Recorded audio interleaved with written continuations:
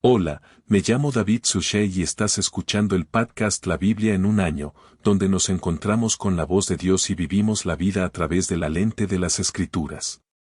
Leeremos desde el Génesis hasta el Apocalipsis, descubriendo cómo se desarrolla la historia de la salvación, y hoy me adentraré en ella. Hoy es el día 307. Estamos leyendo Mesica Macabeos capítulo 10, Sabiduría capítulos 9 y 10 en Proverbios capítulo 25, versículos 4 a 7. Como siempre, la traducción de la Biblia de la que estoy leyendo es la versión estándar revisada de la segunda edición católica. En cuanto a la lectura del capítulo 10 del segundo libro de los Macabeos, los capítulos 9 y 10 de la Sabiduría y el capítulo 25 de Proverbios, versículos 4 a 7. Segundo libro de los Macabeos, capítulo 10, la purificación del templo. Macabeos y sus seguidores, guiados por el Señor, recuperaron el templo y la ciudad, derribaron los altares que los extranjeros habían construido en la plaza pública y destruyeron también el recinto sagrado. Purificaron el santuario e hicieron otro altar de sacrificios. Luego, sacando fuego de pedernal, ofrecieron sacrificios después de un lapso de 2 años, y quemaron incienso y encendieron lámparas, y pusieron el pan de la presencia. Y cuando hubieron hecho esto, cayeron postrados y rogaron al Señor que nunca más cayeran en tales desgracias, pero que si alguna vez pecaban, fueran disciplinados por él con indulgencia, y no fueran entregados a naciones blasfemas y bárbaras. Sucedió que el mismo día en que el santuario había sido profanado por los extranjeros, tuvo lugar la purificación del santuario, es decir, el día 25 del mismo mes, que era Chislev, y lo celebraron durante 8 días con regocijo a la manera de la fiesta de las cabañas, recordando como no mucho antes, durante la fiesta de las cabañas, habían estado vagando por las montañas y cuevas como animales salvajes. Por lo tanto, portando yedra, varitas enramadas y hermosas ramas, y también francos de palma, ofrecieron himnos de acción de gracias a aquel que había dado éxito a la purificación de su propio lugar santo. Decretaron por ordenanza pública y votación que toda la nación de los judíos que debían observar estos días cada año. Tal fue, pues, el fin de Antíoco, que fue llamado Epifanías. Ahora diremos lo que sucedió bajo Antíoco Epíforo, que era el hijo de ese hombre impío, y daremos un breve resumen de las principales calamidades de las guerras. Este hombre, cuando sucedió en el reino, nombró a un Olisayas para que se encargara del gobierno y fuera gobernador principal de Coul, Siria y Fenicia. Ptolomeo, que se llamaba Macrón, tomó la iniciativa de mostrar justicia a los judíos por el mal que se les había hecho, e intentó mantener relaciones pacíficas con ellos. Como consecuencia, fue acusado ante Yuptor por los amigos del rey. Oyó que le llamaban traidor a cada paso porque había abandonado Chipre, que Filómetro le había confiado, y se había pasado a Antíoco Epifanio. Incapaz de imponer el respeto a su cargo, tomó veneno y acabó la campaña de su vida en Idumea. Cuando Gorgias se convirtió en gobernador de la región, mantuvo una fuerza de mercenarios y en todo momento siguió guerreando contra los judíos. Además, los edumios, que controlaban importantes plazas fuertes, hostigaban a los judíos, recibían a los desterrados de Jerusalén y se esforzaban por mantener la guerra. Pero Macabeas y sus hombres, después de hacer solemnes súplicas y rogar a Dios que luchara de su parte, se precipitaron sobre las fortalezas de los edumios, atacándolas enérgicamente. Se apoderaron de los lugares y derrotaron a todos los que luchaban en la muralla, y mataron a los que encontraron, matando no menos de 20.000 personas. Cuando no menos de 9.000 se refugiaron en 2 torres muy fuertes y bien equipadas para resistir un asedio, Macabeo dejó a Simón y José, y también a Zaquillas y sus hombres una fuerza suficiente para sitiarlas, y él mismo partió hacia lugares donde se le necesitaba con más urgencia. Pero los hombres que acompañaban a Simón, ávidos de dinero, fueron sobornados por algunos de los que estaban en las torres, y al recibir 70.000 dracmas dejaron escapar a algunos de ellos. Cuando Macabias se enteró de lo sucedido, reunió a los jefes del pueblo y acusó a aquellos hombres de haber vendido a sus hermanos por dinero, liberando a sus enemigos para que lucharan contra ellos. Entonces mató a estos hombres que se habían vuelto traidores y capturó inmediatamente las 2 torres. Teniendo éxito en las armas y en todo lo que emprendió, destruyó a más de 20.000 en las 2 fortalezas. Judas derrota a Timoteo. Ahora Timoteo, que había sido derrotado por los judíos antes, se reunió una tremenda fuerza de mercenarios y recogió la caballería de Asia. En un número no pequeño se acercó, con la intención de tomar Judea por asalto. Al acercarse, Maquevius y sus hombres se espolvorearon la cabeza con polvo y se vistieron de cilicio para suplicar a Dios, postrándose en la escalinata ante el altar. Le rogaron que tuviera piedad de ellos, y que fuera enemigo de sus enemigos y adversario de sus adversarios, como declara la ley. Y levantándose de su oración, tomaron sus armas y avanzaron una distancia considerable de la ciudad, y cuando llegaron cerca del enemigo, se detuvieron. Justo cuando despuntaba el alba. Los 2 ejércitos se unieron a la batalla, teniendo el uno como prenda de éxito y victoria no solo su valor sino su confianza en el Señor, mientras que el otro hizo de la ira su líder en la lucha. Cuando la batalla se encarnizó, se aparecieron al enemigo desde el cielo 5 hombres resplandecientes sobre caballos con bridas de oro, y se pusieron al frente de los judíos, rodeando a Macabias y protegiéndole con sus propias armaduras y armas. Evitaron que le hirieran, y lanzaron flechas y rayos sobre el enemigo, de modo que, confundidos y cegados, fueron desordenados y despedazados. Fueron masacrados 20.500. Además de 600 jinetes, el propio Timoteo huyó a una fortaleza llamada Gazara, especialmente bien guarnecida, donde Coreas era comandante. Entonces Macabias y sus hombres se alegraron y sitiaron el fuerte. Durante 4 días los hombres de dentro, confiando en la fortaleza del lugar, blasfemaron terriblemente y lanzaron palabras perversas. Pero al amanecer del 5.º día, 20 jóvenes del ejército de Macabias, encendidos de ira por las blasfemias, asaltaron valientemente la muralla y con furia salvaje derribaron a todos los que encontraron. Otros que subieron del mismo modo, giraron contra los defensores y prendieron fuego a las torres. Encendieron hogueras y quemaron vivos a los blasfemos.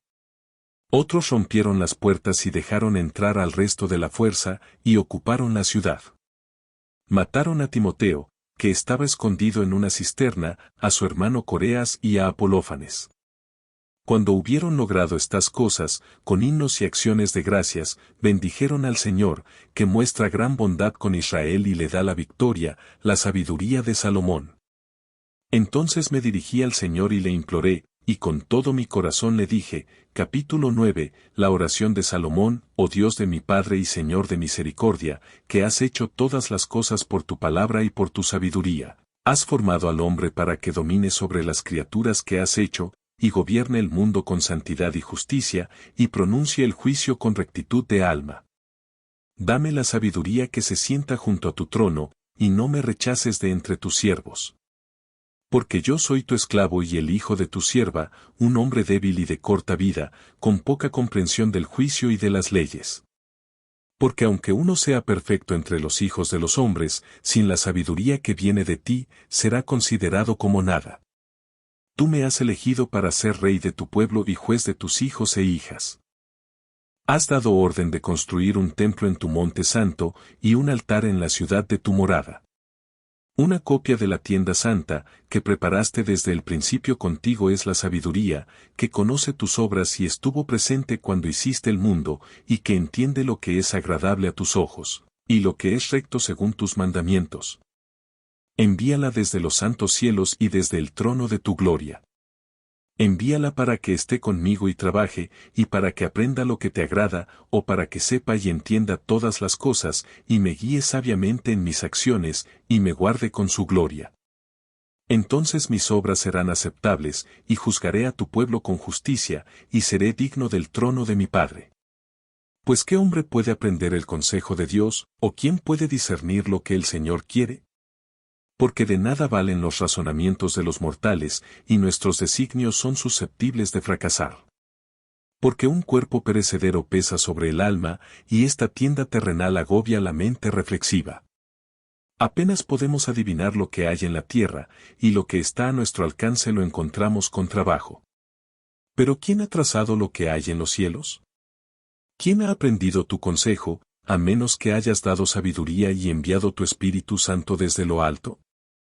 Y así se enderezaron los caminos de los de la tierra, y se enseñó a los hombres lo que te agrada y fueron salvados por la sabiduría. Capítulo 10 Los hechos de la sabiduría. La sabiduría protegió al primer padre formado del mundo. Cuando el sol había sido creado, ella lo libró de su transgresión, y le dio fuerza para gobernar todas las cosas. Pero cuando un hombre injusto se apartó de ella en su ira, pereció, porque con rabia mató a su hermano. Cuando la tierra se inundó por su culpa, la sabiduría volvió a salvarla, guiando al justo por un mísero trozo de madera. También la sabiduría, cuando la nación en perverso acuerdo había sido confundida, reconoció al justo y lo preservó irreprochable ante Dios, y lo mantuvo fuerte ante su compasión por su Hijo. La sabiduría rescató a un justo. Cuando los impíos perecían, él escapó del fuego que descendió sobre las 5 ciudades. La evidencia de su maldad aún permanece, un páramo continuamente humeante, plantas que dan frutos que no maduran, y una columna de sal que se yergue como monumento a un alma incrédula. Porque al pasar de largo de la sabiduría, no solo se les impidió reconocer el bien, sino que también dejaron para la humanidad un recordatorio de su insensatez, para que sus fracasos nunca pasaran desapercibidos. La sabiduría rescató de los problemas a quienes la servían. Cuando un hombre justo huía de la ira de su hermano, ella lo guiaba por caminos rectos. Le mostró el reino de Dios y le dio el conocimiento de los ángeles.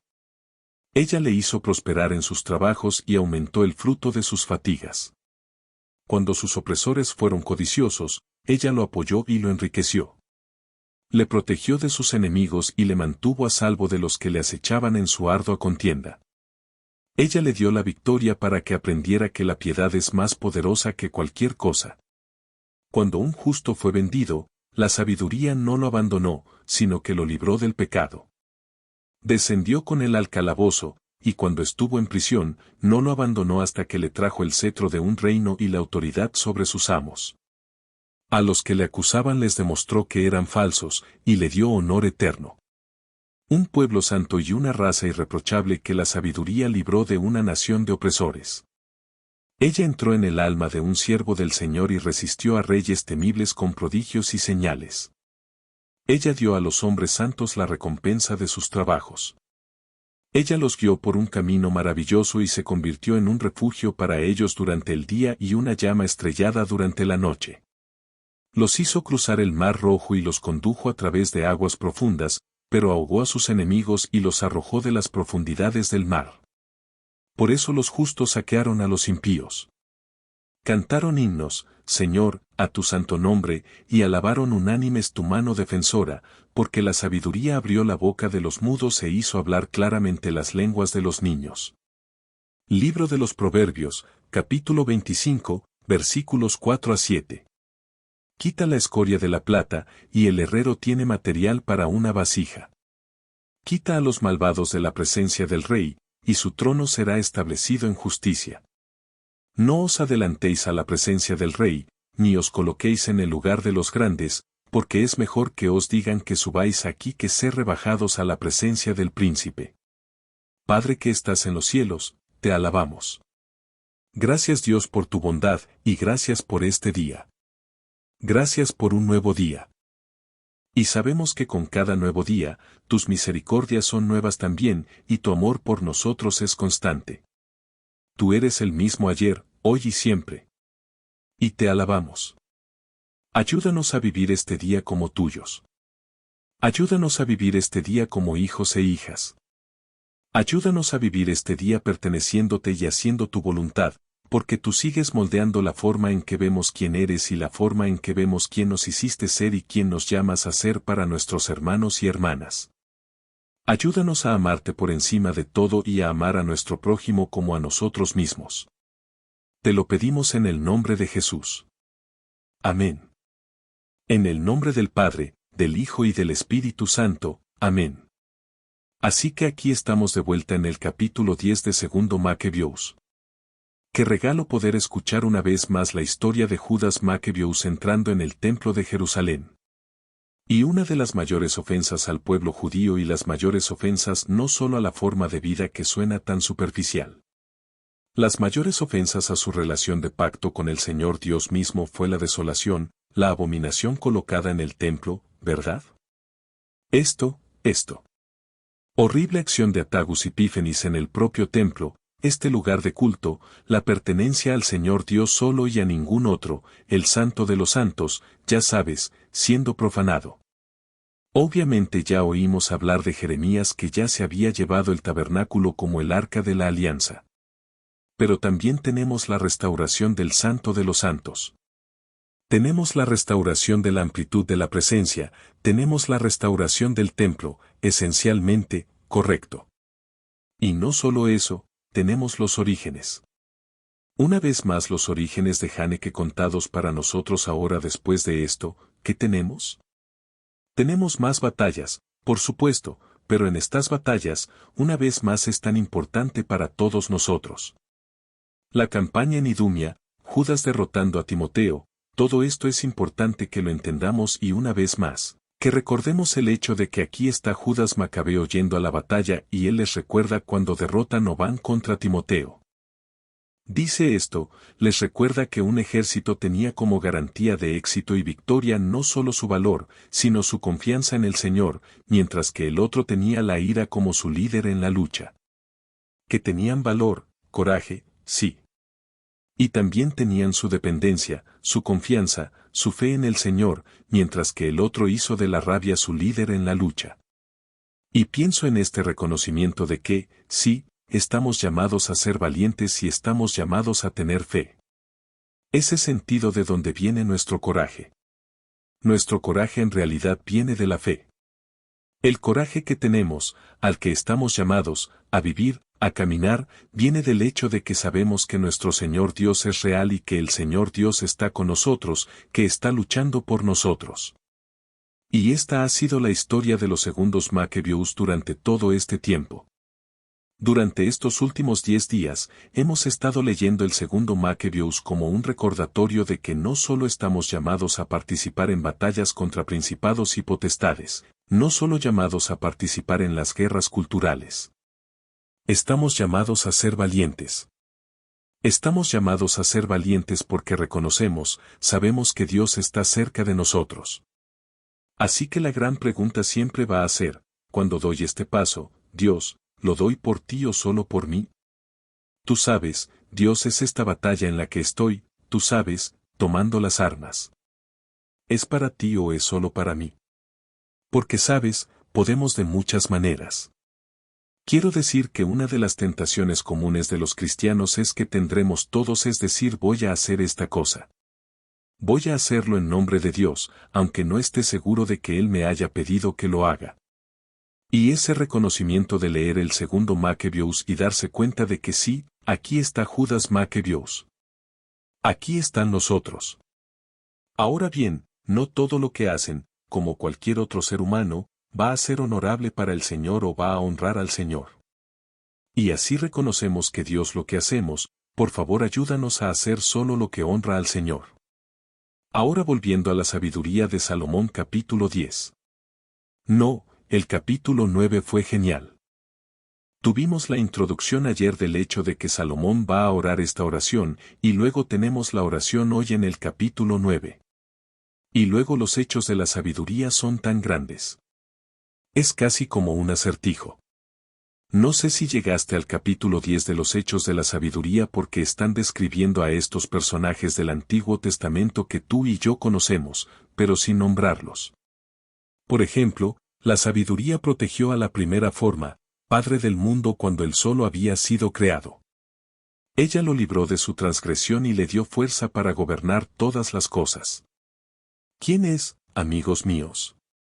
Eso es que es Adán, por supuesto, y pasando a decir que reconozco al hombre justo, preservarlo irreprochable para Dios. Antes de que Dios lo conservara fuerte ante su compasión por su Hijo, ella sabiduría rescató a un hombre justo. Cuando los impíos perecían, él escapó del fuego que descendió sobre las 5 ciudades. ¿Quién sería? Bueno, ese sería Abraham, justo en la destrucción de Sodoma y Gomorra, incluso hablando de la columna de sal que se erigía como monumento a un alma incrédula. Retrocedamos un poco y veremos la historia de Caín y Abel en el versículo 3. Tenemos la historia de Noé en el versículo 4. Cuando la tierra se inundó por su culpa, la sabiduría volvió a salvarla, guiando al justo por un mísero trozo de madera. Que me gusta la descripción del arca de Noé, no el arca de la alianza. El arca de Noé saliendo hablando del hombre justo huyendo de la ira de su hermano. ¿De quién se trata?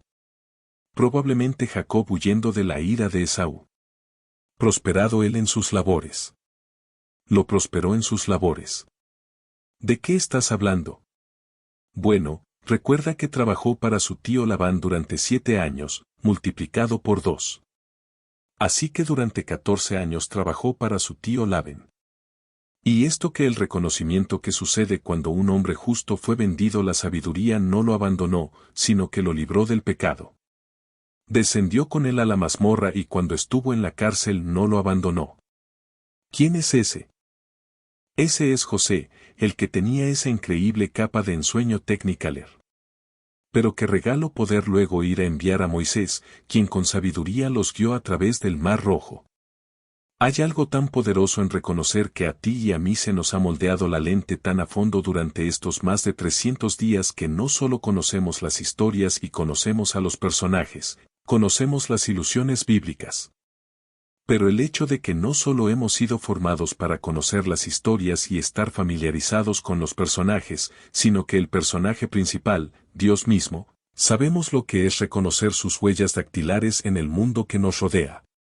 Así que aquí está la última pequeña línea aquí, lo último aquí ella dio a los hombres santos la recompensa de sus labores. Ella los guió por un camino maravilloso y se convirtió para ellos en un refugio durante el día y en una llama estrellada durante la noche. ¿Recuerdas la columna de nube durante el día y la columna de fuego por la noche? Eso es sabiduría, y eso es lo que tú y yo buscamos. ¿Y qué regalo? Porque el Señor promete a todos los que buscan sabiduría, sabiduría les será dada. Y por eso buscamos la sabiduría y queremos tener esa capacidad de ver esa sabiduría, de ver las huellas de Dios, la acción de Dios en todas las acciones que nos rodean. Y por supuesto, siempre tienen la sabiduría de nunca apartarse de Él. Decir nunca afirmar que esta es la voluntad de Dios cuando no sabemos cuál es la voluntad de Dios, es decir, no librar una batalla que Él no nos llama a librar. No hacer nunca jamás nada en su nombre que Él no nos llame a hacer en su nombre, sino confiar siempre en Él y reconocer que con Él nuestros caminos serán rectos, aunque sean difíciles. Como Jesús, como recordó a sus apóstoles en este mundo, tendrás problemas. Pero animaos. He vencido al mundo y por eso rezamos unos por otros. Porque sí, aunque Dios está con nosotros, esta vida sigue siendo una batalla y esta vida sigue siendo difícil y este camino todavía puede ser increíblemente duro. Y de nuevo, como dije ayer, creo que era esta gran comunidad necesitamos orar unos por otros porque esta puede ser una temporada horrible. Esta podría ser una temporada muy difícil para nuestros hermanos y hermanas que están escuchando. Y así que si ustedes, esta es su temporada horrible en este momento. No, de nuestras oraciones. Estamos literalmente orando por ti en este momento. Estamos orando por ustedes en este momento. Señor Dios, por favor está con nuestros hermanos y hermanas que están ahora mismo en medio de la prueba, en medio de una temporada de sufrimiento. Acompáñalos. Levántalos. Ayúdales a no caer nunca en el desánimo, dales valor porque tú has vencido al mundo. Rezo por ti. Por favor, reza por mí. Mi nombre es David Susha. No puedo esperar a verte mañana. Dios los bendiga.